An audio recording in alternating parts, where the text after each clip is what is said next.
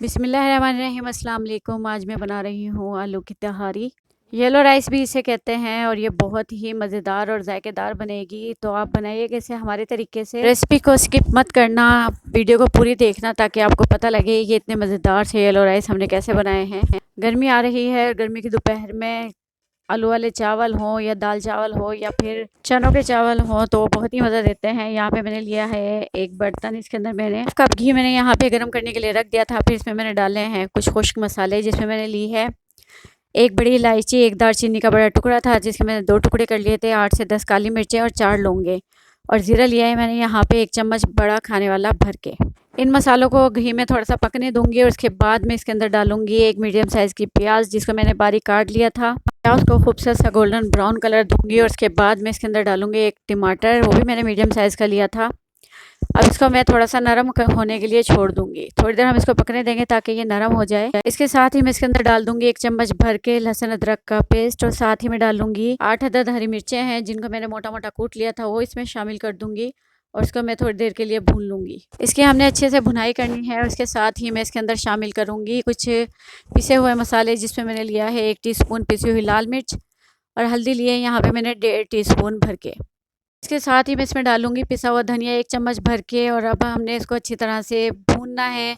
और इसके साथ ही मैं इसमें शामिल करूँगी 1.5 चम्मच नमक का, और नमक मुझे कम लगेगा तो मैं बाद में इसमें और शामिल कर दूँगी। यहाँ पे मैंने शामिल करना है 1 चिकन क्यूब, ताकि ये हमारे चावलों को और जायका दे, ताकि इसमें बग़ैर चिकन का मज़ा आ जाए और जो हमारे येलो राइस हैं, ये हमारी आलू की तहारी है, वो और मज़ेदार बने। तो मैंने अब इसको अच्छी तरह से भूनना है।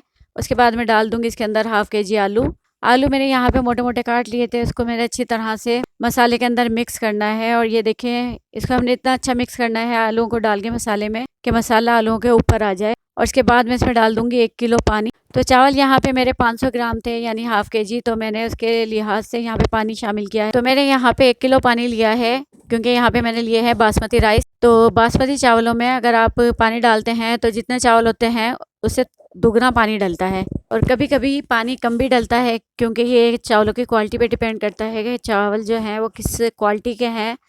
तो कभी थोड़ा कम पानी डलता है, और थोड़े पुराने चावल हों तो पानी थोड़ा ज़्यादा, वरना बिल्कुल इसके चावल के हिसाब से कि आधा किलो चावल है तो हम 1 किलो पानी डालेंगे इसमें। अब पानी यहाँ पे मैंने शामिल कर दिया है, इसको मैं पकाऊंगी बॉयल आने तक, और जब तक अच्छा सा बॉयल आता है पानी में, मैं इसको ढाँप के रख दूँगी। और जब जैसे ही पानी में अच्छा सा बॉयल आना शुरू हो जाएगा तो मैं इसके अंदर शामिल कर दूँगी चावल, जिनको मैंने आधा घंटा पहले धो के और भिगो के रख दिया था, ताकि जो चावल हैं हमारे वो अच्छी तरह से फूल जाएँ। और ये देखें जी, पानी में यहाँ कितना अच्छा सा बॉयल आ चुका है, और ये जितने आलू यहाँ पे कुक होने थे हो चुके हैं। उसके बाद हम इसके अंदर चावल शामिल करेंगे, और चावलों को हम यहाँ पे पानी के अंदर हल्के हाथ से मिक्स करेंगे। चावल डालने के बाद हमने चमचे को ऐसा नहीं चलाना कि बिल्कुल ये हमारे जो चावल हैं वो घुल जाएँ। हल्के हल्के हाथ से हम इसको चलाएँगे तो हमारे जो चावल है वो बड़ा बड़ा और खिला खिला लंबा चावल बनेगा।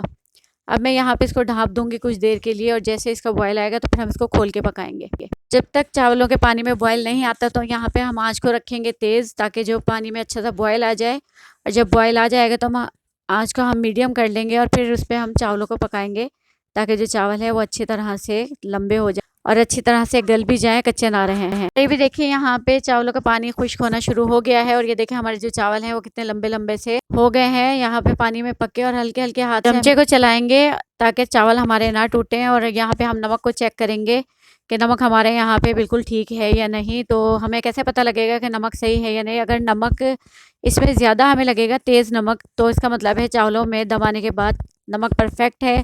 और अगर पानी में हमें लगेगा कि नमक कम है, या हमें ये लगे कि चावलों में नमक बिल्कुल ठीक रहेगा, तो इसका मतलब है चावलों में नमक कम रहेगा। और अब यहाँ पे जैसे थोड़ा पानी है तो इसके अंदर हम नमक डालें तो आसानी से मिक्स हो जाएगा। तो फिर इस स्टेज पे आके हम नमक चेक करते हैं, और उसमें नमक डाल के अगर कम हो तो फिर नमक शामिल कर देते हैं। तो ये देखें, यहाँ पे नमक बिल्कुल ठीक था। तो इसमें अब ये थोड़ा सा पानी है, इसको मैं थोड़ा खुश्क करूँगी। इसके बाद यहाँ पे हम चावलों को दम लगाएंगे, लेकिन इससे पहले मैं इसमें डालूँगी थोड़ा सा हरा धनिया और साबुत हरी मिर्चें। तो यहाँ पे मैंने रेड कलर की 2 हरी मिर्चें ली हैं, और मैंने उसके 4 पीस कर लिए थे, वो मैं इसको दम पे लगाते हुए डाल दूँगी। तो हमारे घर में यहाँ पे हरी मिर्चें बड़े शौक से खाई जाती हैं। सालन हो, चावल हो या अंडे का ऑमलेट हो, उसके अंदर हरी मिर्चें बहुत शौक से खाते हैं।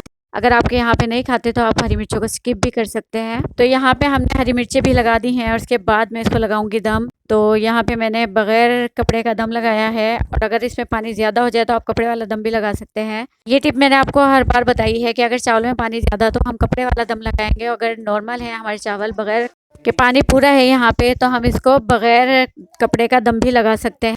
और ये देखें यहाँ पे मैं इसको दम लगा चुकी हूँ और दम में लगाऊंगी यहाँ पे तकरीबन 10 से 15 मिनट का। और अब लेंगे हम आपसे 15 मिनट के बाद। यहाँ पे ये देखें मैंने इसको दम लगाया हुआ है, तो जो यहाँ पे इसका लिड का सुराख है उसके अंदर भी मैंने एक कागज़ लगाया हुआ है ताकि जो भाप है वो बाहर ना निकले और अच्छी तरह से यहाँ पे चावलों को दम आ जाए। तो ये देखिए जी यहाँ पे दम मैंने खोल दिया है चावलों का, और ये देखें आप कितने अच्छे और खिले खिले चावल बने हैं और इतने कोई खुशबूदार और जायकेदार बने हैं कि आप यकीन नहीं करेंगे।